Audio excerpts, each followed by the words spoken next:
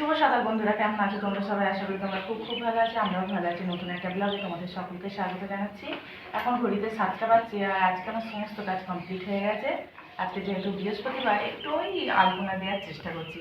জীবনে কোনোদিন আলপনা দিইনি বন্ধুরা, এই দিচ্ছি। মানে আজকে প্রথম না, ইদানিং দেওয়া শুরু করেছি।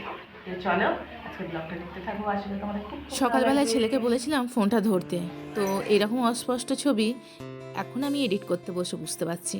যেহেতু বাচ্চারা পড়তে এসেছিল, সেই কারণে সকালবেলা যে একটা ভারী জলখাবার করতে পারিনি। আসলে সময় কোলাইনি, ছেলের খিদে পেয়ে গেছিলো। তো ম্যাগি ছিল, সেই কারণে এক গামলিও ম্যাগি করেছে। না না, পুরোপুরি এক গামলি না, ওর একটু বেশি মাত্রায়, আর আমার জন্য ওই বাটিতে রেখেছিল। তাই আমি বললাম তুই খেয়ে নে, আমি পরে খাচ্ছি। কেননা এই বিছানাটাই পড়তে বসেছিল, আর বিছানার একবারে অবস্থা খারাপ করে দিয়েছিল। তো সেই কারণে আগে বিছানা সব গুছিয়ে বিছানাপত্র গুছানো হয়ে গেল। বাচ্চারা মাদুরের উপর বসেছিল, সেগুলোই এবার গুছিয়ে নেবো। আর এঁটো বাসন ফ্যান এগুলো সব সরিয়ে একবার করে ঝাঁটপালা দিয়ে দেবো। ঘরটা একটু অপরিষ্কারই রাখছে। তো চলো, সংসারে বাসি কাজকর্মই যে একমাত্র কাজের টাইম বা কাজ কমপ্লিট হয়ে গেল এমনটা নয়। সারা দিনই টুকটাক টুকটাক করে চলতেই থাকে। তো এই যে কালকে তোমাদের দাদাভাই বেশ কিছুটা চন্দ্রমুখী কাঠপিস নিয়ে এসছে জানো। তো সকালবেলা ঘর ঝাঁপ দিচ্ছি তখন দেখছি যে ইঁদুরে বেশ কিছুগুলো আলু খেয়ে নিয়েছে। তো সেই কারণে তোমাদের দাদাভাইকে বলেছিলাম একটা পেটি নিয়ে আসবে, তো পেটির মধ্যে আলুটা রাখলে অন্তত ইঁদুরে খেয়ে নষ্ট করতে পারবে না। তো সেই কারণে পেটির মধ্যে আলুগুলো ভরে নিচ্ছি। তবে হ্যাঁ, এরকম যদি মেঝেটা ঢালা থাকতো না, আলুগুলো খুব ভালো থাকতো জানো। আর এখন তো একটু ওয়েদার একটু নরম হয়েছে, যখন গরম হচ্ছে হচ্ছে ঠিক কথায়, কিন্তু মেঝেতে আলু চাড়িয়ে রাখলে না খুব ভালো থাকে জানো। কিন্তু সেটা করার উপায় নেই ইঁদুরের জ্বালায়। তো এখানেও দেখছি যে একখানা আলু, তো সেটাই ছুঁড়ে ফেলে দিচ্ছি। তো চলো, এখানে ঝাঁটাটা ধুয়ে রেখেছিলাম, সেই ঝাঁটা নিয়েই নিচে যাই, ঘরগুলো ঝাঁট দিয়ে নিই একবার। আজকে ঘুম থেকে তোমাদের দাদা ভাইয়ের সাথেই উঠেছি। অন্যদিন ও চলে যাওয়ার পর 10-15 মিনিট বিছানায় এদিক ওদিক করি, উঠতে ইচ্ছা হয় না, কিন্তু ওই যে চাপে তো উঠতে হবেই। তো আজকে ওর সঙ্গেই উঠেছি। তারপর উঠে সমস্ত কাজকর্ম সেরেছি। সেই কারণে আজকে সকাল সকাল সমস্ত কাজই হয়ে গেছিলো। আর আজকে যেহেতু বৃহস্পতিবার, তাড়াতাড়ি উঠতে তো হতোই। আর এই যে এখানে বসে বসে একটু এডিট করে নিচ্ছি, কেননা আর সময়ে কুলোবে না, আবার তো রান্না বান্না আছে। তো এই সময়টা একটু ফাঁকা পাই। আর হ্যাঁ, রান্না একটু দেরি করেই চাপাই, কেননা আমাদের খাওয়াটা একটু দেরি করেই হয়, 2-2:30 বেজে যায়। তো চলো, 11:30 বাজছে দেখছি, এখন গিয়ে রান্নাবান্নাটা বসিয়ে ফেলি। আজকে তোমাদের দাদাভাই বলেছে ডাল আর আলু পোস্ত করতে। তো এখানে ডাল বসিয়ে দিয়েছি, একদিকে ভাত হচ্ছে। তো হয়ে যাবে রান্নাবান্না, বেশিক্ষণ টাইম লাগে না।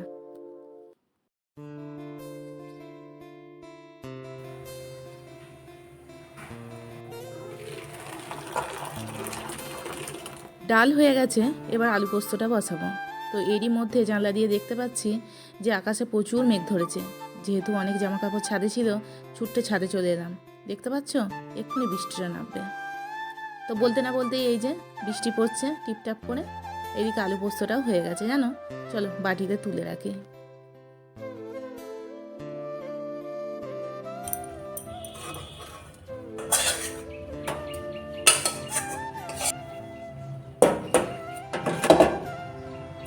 রান্নাবান্না যখন কমপ্লিট হয়ে গেছে, আর বসেই বা থাকবো কেন।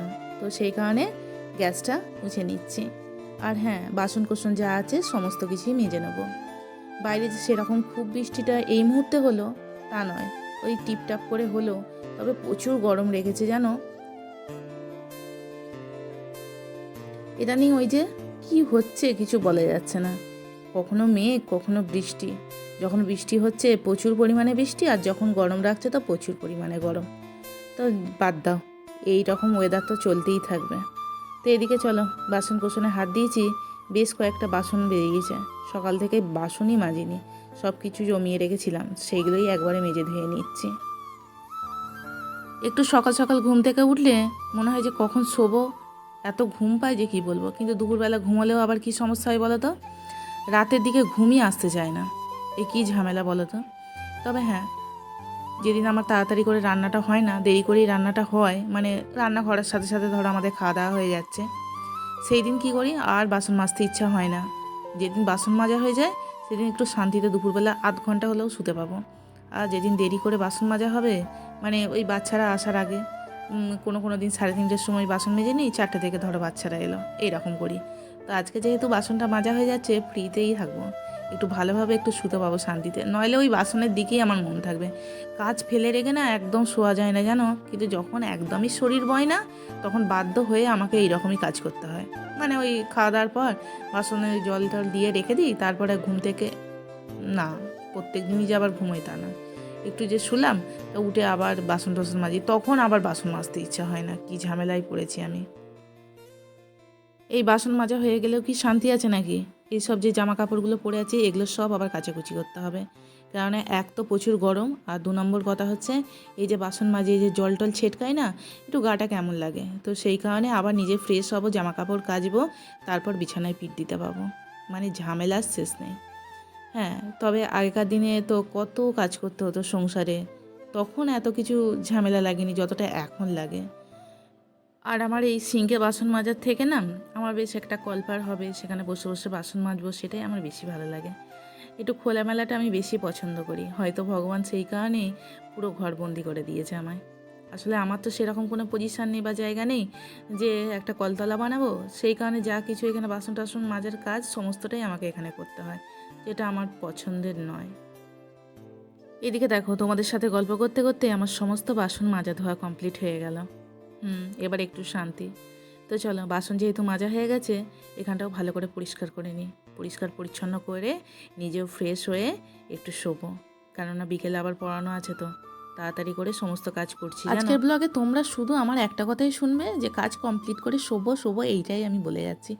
আসলে আজকে আমার প্রচুর ঘুমও পাচ্ছিল জানো, বাইরে প্রচুর পরিমাণে বৃষ্টি হচ্ছে, ওয়েদার ঠান্ডা আছে, মনে হচ্ছে কাজ কখন কমপ্লিট করবো আর শোবো। কিন্তু শোয়া বললেই তো শোয়া নয়, এখনও কাজ বাকি আছে। এই যে ঘরটা একটু মুছতে হবে তো, কেননা এখানে বাসন মেয়েছি, জল টল ছিটকেছে, এই অবস্থায় কি করে আমি ঘরটা ফেলে রাখি বলো?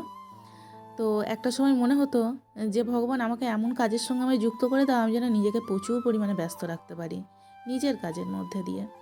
তো হ্যাঁ, ভগবান আমার সেটা সকানে শুনেছে, আর আজকে আমি প্রচুরই ব্যস্ত থাকি, একটা না একটা কোনো না কোনো কাজের মধ্যে নিজেকে ব্যস্ত রাখতে পেরেছি জানো। তো সেই কারণে এক্সট্রা কিছু যে করব সেরকম কিছু আর সময় হচ্ছে না। তো বাইরে এই যে মুষলধারায় বৃষ্টি পড়ছে, অত হয়তো বোঝা যাচ্ছে না, কিন্তু প্রচুর পরিমাণে বৃষ্টি পড়ছিল। তারপর খাওয়া দাওয়াটা একটু রেস্ট নেওয়ার পর বাচ্চারা এলো, তো ওদেরকে পড়িয়ে নিতেই সন্ধে হয়ে গেল। তো চলো বন্ধুরা, আজকের ব্লগ এটুকুই রাখলাম, দেখা হচ্ছে তোমার সাথে নেক্সট ব্লগে।